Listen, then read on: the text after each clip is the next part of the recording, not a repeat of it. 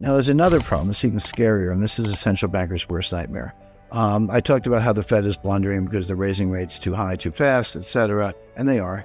But the Fed has always said, we don't worry about inflation. We don't like it, but we know how to get rid of it. We just raise rates, and maybe they got to raise them longer and further than people expect, and maybe it's painful. There are costs involved, but they can kill inflation just by raising rates. They don't know how to stop deflation. I mean, how do you stop deflation? You can't raise rates. That'll make it worse.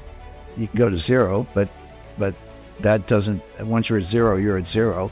QE doesn't work, by the way. It's been tried to the tune of like $9 trillion, but the empirical evidence is that it's just, they do QE by buying bonds from the banks, and the banks take the money and give it back to the Fed as excess reserves. That money never goes to the economy. What good does that do? And the answer is it doesn't do any good.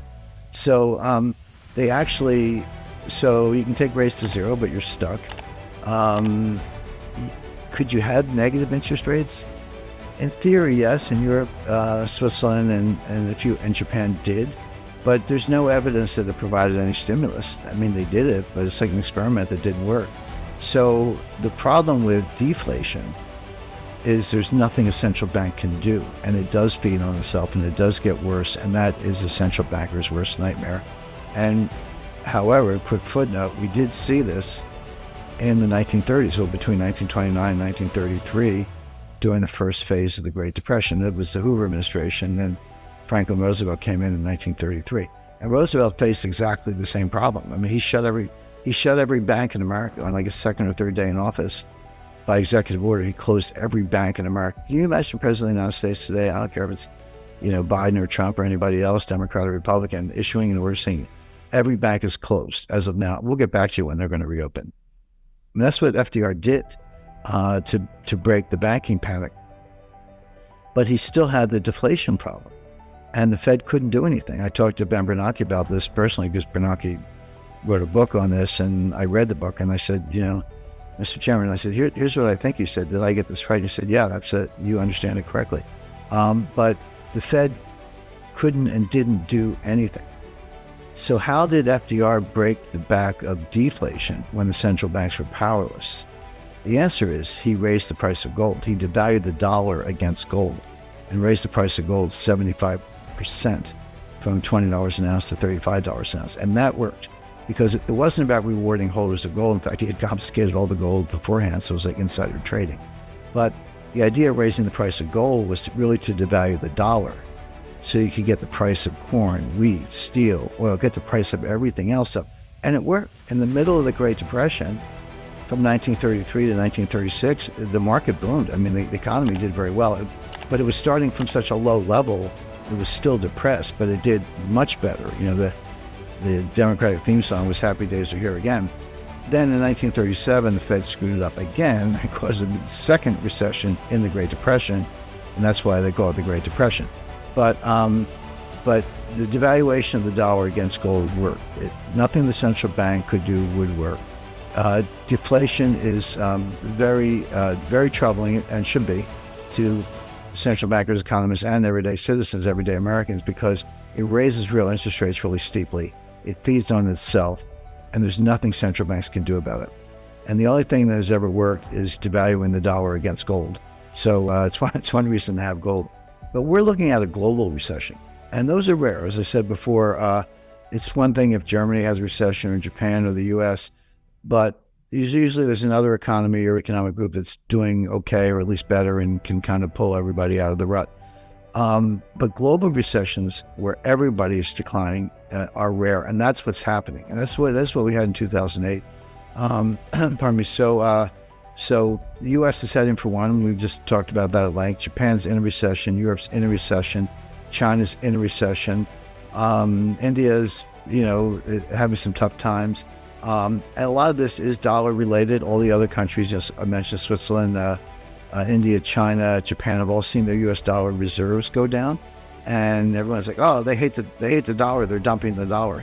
No, it's the opposite. They don't have enough dollars, so they're selling treasuries to get dollars to bail out their own banks because there's a dollar shortage.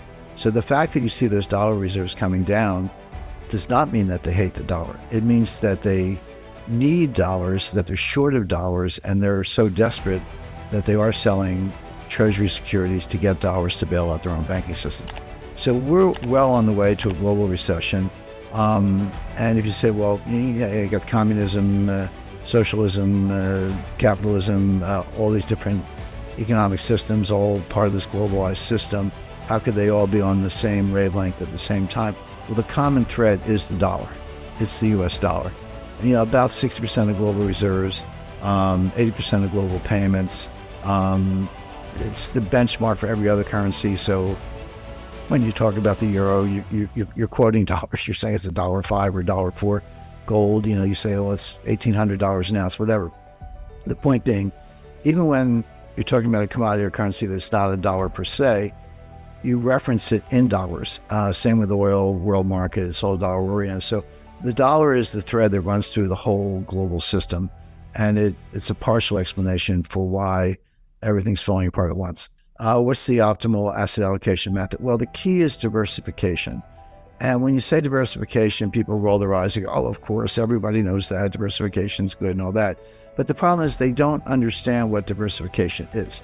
And I run into people all the time and they go, Jim, I'm highly diversified. I own 50 different stocks in 10 different sectors, telecommunications, semiconductors, mines and minerals, consumer non-durables. So I'm highly diversified. And I say, no, you're not. You may have 50 stocks, but you have one asset class, which is stocks. And they're all going to go down together or go up together, as the case may be. But particularly in times of stress, they become highly correlated. So having 50 different stocks or ETFs or whatever is not diversification. That's just having a whole bunch of bets in one asset class. So what does real diversification look like?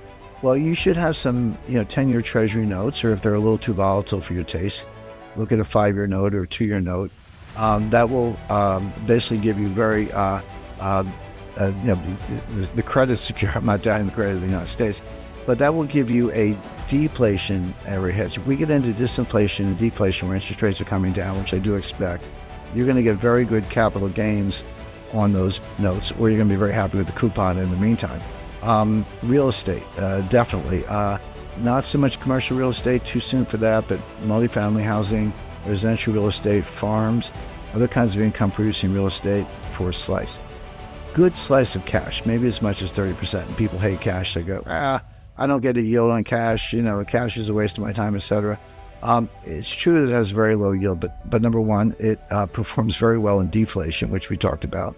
But more importantly, cash is the opposite of leverage. It reduces the volatility of the rest of your portfolio. So if you have volatile investments in the wings, cash is it's like a bar connecting two ends of the barbell. It has very low volatility, but most importantly, it gives you optionality. If you see stock markets crashing and burning the way I expect, the way I described, the person with cash can go out and go shopping in the ruins. And by the way, Warren Buffett Berkshire Hathaway has over $130 billion in cash. Why does Buffett have so much cash? Well, he sees what I see. We're looking at the same thing, which is a kind of meltdown where the person with cash can basically go shopping for bargains. Definitely a slice of gold for the reasons we talked about. That'll be your inflation hedge. But 10%, people always say, Jim Rickards says, sell everything and buy gold. I've never said that. I don't think that's a good idea. But 10%, yes, so that's a good slice. Private equity, if you can have access to good deals, that's a separate category. And so a model portfolio, you'd have a slice of treasury notes, a slice of cash, have some stocks, but I would focus on, for example, energy, BP, Exxon, Mobil, Shell, Marathon, this Green New Scam thing, forget it. It's a big deal, from a policy point of view, but it's infeasible. I've studied the science very closely. It's going to go away, but in the meantime, if you bash the oil and natural gas companies, but you're going to need the oil and natural gas, which we do, then those stocks are going to do well. Real estate, I mentioned, and gold. So that would be a really diverse portfolio that would have 5 or 6 different asset classes. And some will outperform others. Some will do better in inflation, some will do better in disinflation. But that's the whole idea with this much uncertainty.